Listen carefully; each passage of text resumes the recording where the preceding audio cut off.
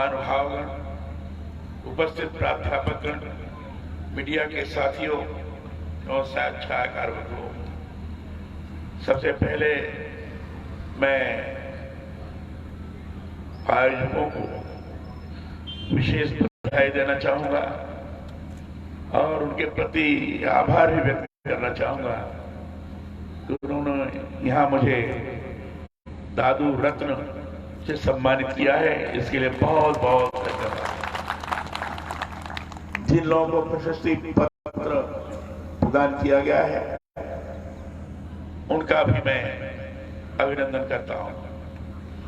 दादू पंथी साहित्य शोध संस्थान द्वारा आयोजित इस कार्यक्रम में सभी पंथ के अनुयायी और उनके प्रतिभक्ति रखने वाले उपस्थित हैं। मैं इन सभी लोगों का अभिनंदन करता हूं और उनका वंदन करता हूं, उनको प्रणाम करता हूं। संत परंपरा के महान मनीषी दादू मनुष्य के भीतर बसे प्रेम का आलोक लिए हैं। दादू स्पष्ट कहते हैं कि वेद, पुराण और पुस्तकों को भले कितना ही पढ़ लें, परंतु प्रेम अगर आपके भीतर नहीं है तो कुछ भी नहीं हो सकता। प्रेम को सर्वाधिक महत्व दिया है उन्होंने, और मनुष्य के नाम प्रभु द्वारा भेजी उनकी प्रेम पाती जिसने भी बांटी उनके साथ हो लिया। उनकी वाणी है, दादू पाती प्रेम की, विरला बाँचे कोई, वेद पुराण पुस्तक पढ़े, प्रेम बिना क्या होई। असल में दादू मानवीय संवेदना के विरल संत रहे। वाणी, विचार और भाव का अद्भुत ओज उनकी वाणी में है। उन्होंने जो कहा उसे मानव मानव में कोई भेद नहीं। मुझे लगता है दादू सामाजिक संक्रांति के संवाहक संत हैं। समाज में समानता के साथ वह बदलाव के पक्षधर है।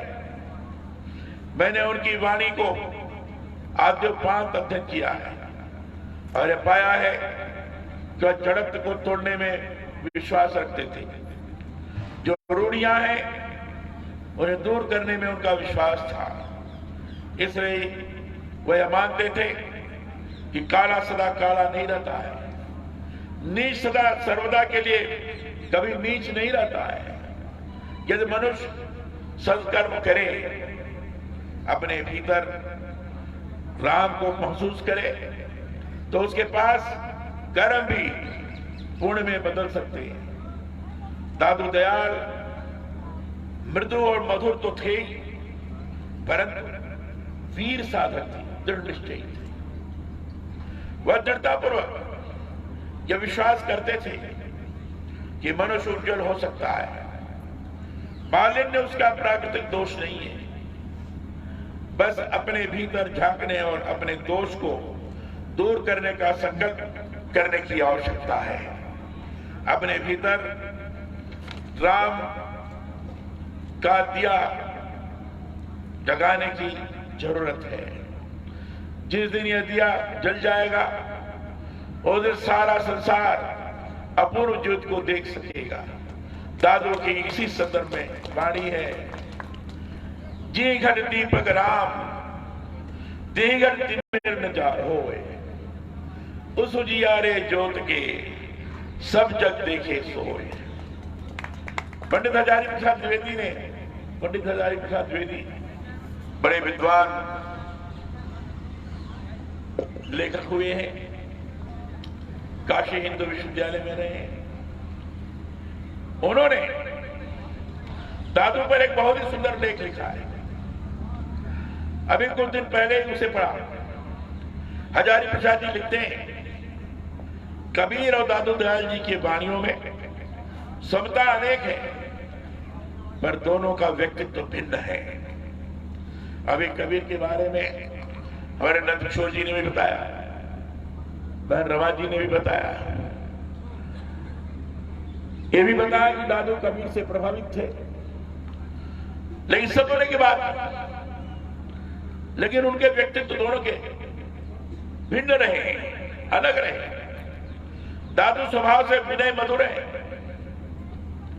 और यह माधुर्य उनकी वाणियों की शोभा है, जबकि कबीर की वाणी की जान उनकी फक्कड़पना मस्ती है। दादू के साथ जो दयात्मक जोड़ा गया है वह निरर्थक नहीं है। उनके पदों में दया के भाव सर्वत्र मिलते हैं। निर्गुणवाद जिस नाथपन से विकसित हुआ है उसमें अखंडता एक प्रधान लक्षण था। सभी निर्गुणीय संत विरासत में अखंडता लेकर पैदा हुए थे। दादू दयाल के पदों में यह गुण कभी कभी सतह पर आ गया है, पर वह उनका स्वाभाविक गुण नहीं है। स्वभाव से मीठे, मृदु और प्रेमी है। अत्यंत कड़ी बात कहते समय भी वह मृदु दिखाई पड़ते हैं। सीधे साधे शब्दों में गूढ़ और गंभीर रहस्य को अत्यंत सरलता से उन्होंने अपने लिखे में अभिव्यक्त किया है। उनके अंतःकरण की अनुभूति सहजी सबद साखी या पद के परिधान में मूर्ति रूप धारण करती, जैसे हमारे हमसे बतियाती है। बतियाना शब्द सामान्य तौर पर सामान्य जन में काफी प्रचलित है, इसलिए बतियाती है। उनकी वाणी देखें, अनभय जहां थे उपजय सबदय किया निवास। वह कहते भी थे कि ऐसी वाणी किसी काम की जिससे किसी को क्लेश हो। वही अनुभूति सार्थक है जो साधक को परम तत्व की जानकारी कराती। ब्रह्म, जीव, जगत और मोक्ष की विरल व्याख्या करते हुए उन्होंने लिखा है कि ईश्वर परम ब्रह्म, परम ज्योति और माया से परे सर्वव्यापी है। आत्मा और परमात्मा को जो शक्ति अलग रखती है वह माया है। ईश्वर का सामिप्य पाना है तो माया से दूरी रखते हुए जीव में ही ब्रह्म की खोज हमें करनी होगी। वही हमारे लिए आवश्यक है, तभी सही माने में अपने को हम कह सकेंगे कि हमने ब्रह्म में लीन होने का सफल प्रयास किया है। दादू अपनी वाणी में गुरु की महिमा का वे अनूठा बखान करते हैं। वह कहते हैं, गुरु के बिना भवसागर को पार नहीं किया जा सकता। मैंने उनकी वाणियों का निरंतर आस्वाद किया है और हर बार उनकी वाणी पढ़ने पर एक अलौकिक ओज से मन नहाया है। कितनी सुंदर बात वह अपनी वाणी में कहते हैं कि सूर्य और चंद्रमा उदय हो जाए तब भी बगैर गुरु के प्रकाश नहीं हो सकता। और अगर शब्दों के निहितार्थ में जाएंगे तो पाएंगे प्रकाश का गूढ़ अर्थ है। प्रकाश माने क्या? और ये सत्य बगैर गुरु को कि ज्ञान कैसे प्राप्त हो सकता है? नहीं हो सकता। अंधकार में ही विचरण करते रहेंगे। इसलिए गुरु आवश्यक है। ज्ञान प्रकाश की ज्योति से अंधकार को हमें समाप्त करना पड़ेगा। इसलिए गुरु करना बहुत आवश्यक है। मूलतः दादू निर्गुण भक्त के उपासक थे, पर सामाजिक समरसता के संवाहक वो ऐसे संत हुए हैं जिन्होंने जात पात और पंथ तक से जुड़ी सीमाओं को दूर करते हुए हर एक व्यक्ति में मनुष्यत्व की तलाश को सदा महत्व दिया है। सही मायने में संत परंपरा में कोई धर्म सुधारक है तो दादू दयाल हुए। उन्होंने आडंबरों का सदा विरोध किया, यहां तक कि उन्होंने तीर्थ जाने की बजाय मानव मात्र की सेवा को सदा प्राथमिकता दी। तो बराबर कहते थे कि तीर्थ जाने से क्या है, मानव की सेवा करो। यही हमारे लिए तीर्थ है, इसी में परमेश्वर वास करता है, इसी से हमें सब प्राप्त हो सकता है। उन्होंने कहा प्रदर्शन के लिए ईश्वर की उपासना व्यर्थ है, ईश्वर तो घर घर व्याप्त है, इसके लिए ढोंग और पाखंड करने की जरूरत नहीं है। व्यक्ति व्यक्ति में कोई भेद नहीं है, वर्ग भेद जात पात के बंधन को नहीं मानते हुए जो मनुष्य प्राणी मात्र के कल्याण के लिए कार्य करता है वही सच्चा ईश्वर भक्त है। उन्होंने कहा मंदिर और मस्जिद कहीं और नहीं, हमारे अपने भीतर है। अपने भीतर यदि हम झांक लेते हैं और अंतःकरण को शुद्ध कर लेते हैं तो फिर ईश्वर की उपासना के लिए कर्मकांड करने की कोई जरूरत नहीं है।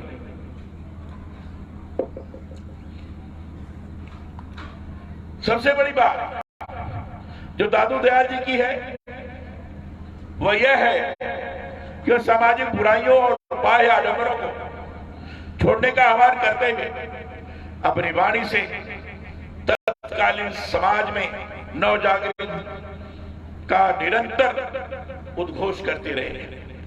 मुझे कई बार यह भी लगता है कि दादू विश्व कल्याण के लिए कार्य करने वाले ऐसे संत थे जिन्होंने अपना संपूर्ण जीवन मानवता के हित को साधने में समर्पित किया था। अभी जैसे कहा एक ने कि आज के भारत के प्रधानमंत्री जी जब वो G20 के अध्यक्ष हो गए भारत, तो उन्होंने 3 चीजों पर जोर दिया। एक पृथ्वी, एक परिवार और एक भविष्य। अर्थात संपूर्ण पृथ्वी केवल मानव मात्र नहीं, पृथ्वी पर रहने वाली जितनी भी प्राकृतिक संपदाएं, गिरगंधराएं, वनस्पतियां हैं, जीव जंतु हैं, नदी नाले हैं, ये सारे के सारे हमारे परिवार के अंग हैं। यही हमारा परिवार है और इसलिए इसका संतुलन बनाए रखना बहुत जरूरी है। इसका संतुलन बना रहेगा, एक दूसरे के कल्याण के बारे में अगर हम चिंतन करते हुए उसके अनुरूप आचरण और व्यवहार करते रहेंगे तो पर्यावरण कभी विकृत नहीं हो सकता, पर्यावरण कभी प्रदूषित नहीं हो सकता। सही माने में इसको परिवार का रूप मान करके हमें चलने की जरूरत है। जब परिवार का रूप मान करके चलेंगे तो एक दूसरे के संरक्षण की जिम्मेदारी हमारी होगी, उसको हम करेंगे और इसी प्रकार से करते हुए विश्व में एक ऐसा स्थान बन सकता है जिसमें आगे चलकर विश्व बंधुत्व के मंत्र को हम लोगों के सामने अपने आचरण और व्यवहार के माध्यम से चरितार्थ करके उनके सामने प्रस्तुत कर सकते हैं। ये भारत के प्रधानमंत्री ने इस बात को कहा है जिसको दादू दयाल जी ने इसके पहले ही किया था। मानव का कल्याण, सबके प्रति हित का चिंतन, सभी के प्रति अपने मन का भाव, सभी में परमात्मा के दर्शन का एक महत्वपूर्ण अभ्यास। संतों को मैं चंदन के वृक्ष के समान मानता हूं। तुलसीदास जी ने संतों को चंदन तरुण ही कहा है। संतवा जो पात्र का विचार न करके अपनी सुगंध सबको बांटते रहते हैं। दादू ऐसे ही संत थे, अनुभूतियों से उपजे ज्ञान की सुगंध को उन्होंने बगैर किसी भेदभाव के सामाजिक समरसता के मंत्र के साथ सबको बांटा। उनकी निर्गुण वाणी सुनने से लगता है जीवन से जुड़े गहरे अर्थों का हम सुनने लगे हैं। कबीर कहीं कहीं उग्र हो जाते हैं, परंतु दादू की वाणी विनय और मधुरता जी है। यह कबीर और दादू के अंदर फर्क है, अंतर है। आज विश्व भर में दादू पंथ है, पर सबसे बड़ी बात यह है कि दादू खुद किसी भी पंथ की स्थापना के ही विरोधी थे। वह सदा अपनी वाणी में ये कहते रहे कि जो अच्छा है, करने योग्य है, उसे करो। आदर्श के लिए किसी पंथ का अनुगामी बनने की जरूरत नहीं है। ये सब बंधन है, इसमें बंध गए तो फिर जीवन को सही माने में समझ नहीं पाएंगे। दादू ने एक स्थान पर कहा है, दादू ये सब किसके पंथ में, धरती अरू समान, पानी पवन दिन रात का, चंद्र सूर्य रहमान, ब्रह्मा विष्णु महेश का कौन पंथ गुरुदेव। अर्थात जब पवन पानी पृथ्वी आकाश सूर्य चंद्रमा तथा देवता आज एक पंथ में नहीं रहते तो किसी पंथ का अनुयायी बनकर क्यों रहा जाए। इसलिए पंथ के विरोधी थे। उनका कहना था कि ये लोग तो किसी पंथ में नहीं, तुम्हें पंथ का अनुमान करने की क्या आवश्यकता है। स्वयं के अंतर की अंतर ज्योति को जागृत करो। अपति को भव, महात्मा बुद्ध कहा करते थे अपने शिष्यों को, अपति को भव, अपने आप स्वयं ज्योति बनो, ज्योति बनकर के आगे बढ़ते जाओ। दादू दयाल का यही कहना था, अपति को भव, स्वयं ज्योति बनो, ज्योति बनकर के आगे बढ़ते जाओ। और इसलिए तुम्हें किसी प्रकार की जरूरत नहीं पड़ेगी, किसी अनुयायी की आवश्यकता नहीं पड़ेगी। यह अच्छी बात है कि मैं यह मानता हूं दादू के बाद जो उस पंथ के संत हुए, वह पंथ भले ही कहा जाए, परंतु असल में संत दादू की महान विचारधारा के प्रवर्तक हैं।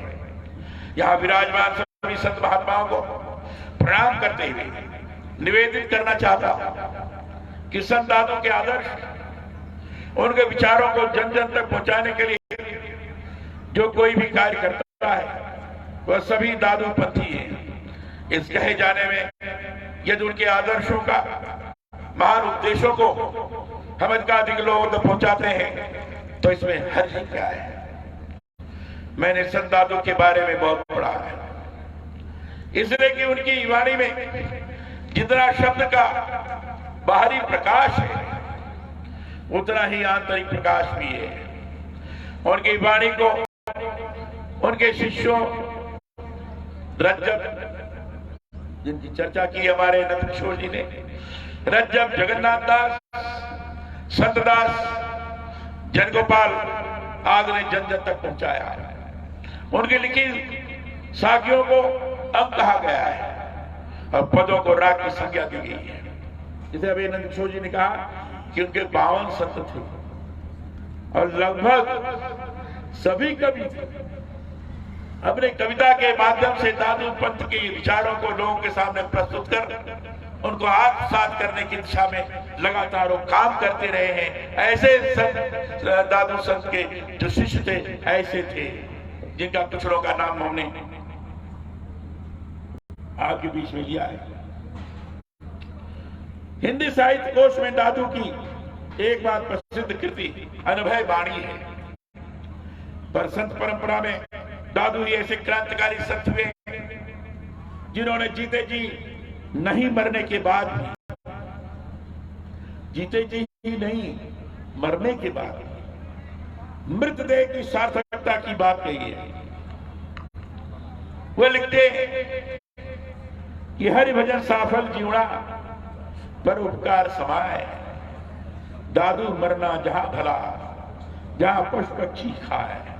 यानी मरने के बाद भी जो शव है पशु पक्षी खा सके, ऐसे स्थान पर मरना, ऐसे स्थान पर मरने के लिए ये भगवान से प्रार्थना करते हैं। जीने की सार्थकता, सफलता हरि के भजन और परोपकार भाव में समाहित हो जाने में है।